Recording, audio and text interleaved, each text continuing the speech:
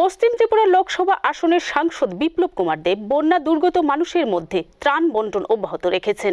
সংসদের এই মানবিক ভূমিকায় সন্তোষ ব্যক্ত করেছেন আপামর জনগণ। রাজ্যের প্রাক্তন মুখ্যমন্ত্রী ও বর্তমান সাংসদ বিপ্লব কুমার দেব বন্যা দুর্গত মানুষের পাশে দাঁড়িয়েছেন। পশ্চিম ত্রিপুরা আসনে বিভিন্ন স্থানে তিনি ত্রাণ বন্টন করে চলেছেন।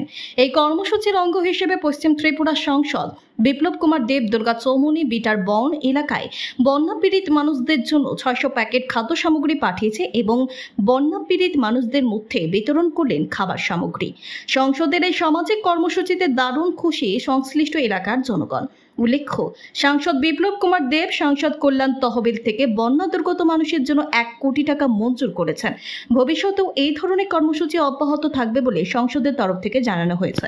দেখুন, কয়েক দশকের সবচেয়ে বড় প্রাকৃতিক দুর্যোগের সম্মুখীন আমরা এবার হয়েছি ত্রিপুরাবাসী।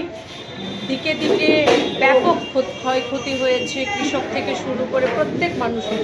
অনেক মানুষ আজ ভিটে মাটি ছাড়া, এবং আমার দেখা কোভিডের পর অনেক বড় বিপর্যয় এবার আমরা সম্মুখীন হলাম। কিন্তু যাই হোক, এখন কেন্দ্র সরকার, আমাদের রাজ্যের মাননীয় মুখ্যমন্ত্রী, আমরা দেখতে পাচ্ছি যেদিন থেকে দুর্যোগ শুরু হয়েছে ওনাকে আমি বলবো যে মনে হয় উনি শ্বাসটা পর্যন্ত বোধহয় নিতে পারছেন না। এই জায়গা থেকে ওই জায়গায় উনি ছুটে যাচ্ছেন। রাজ্য সরকার থেকে যেভাবে হাত বাড়িয়ে দেওয়া হয়েছে দুর্যোগপূর্ণ মানুষের জন্য, এটা অভাবনীয় বলা যায়। তার জন্য রাজ্যের মাননীয় মুখ্যমন্ত্রী তথা সম্পূর্ণ সরকারকে, রাজ্য সরকারকে ধন্যবাদ জানাই।